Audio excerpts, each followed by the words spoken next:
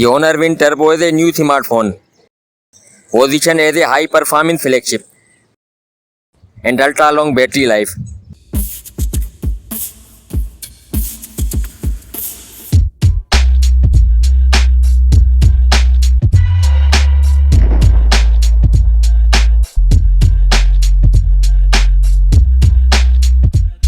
Equipped with the Dimensity 8500 OLED chipset and with addition of an octa-core CPU.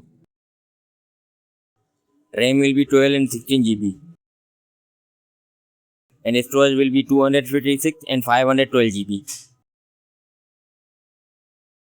It features an OLED touchscreen display and 185 Hz refresh rate with a 1.5K resolution. Camera setup with a 50 megapixel main rear camera. Fingerprint will be under display ultrasonic. Battery will be 10,080 mAh. Phone will run on Android operating system.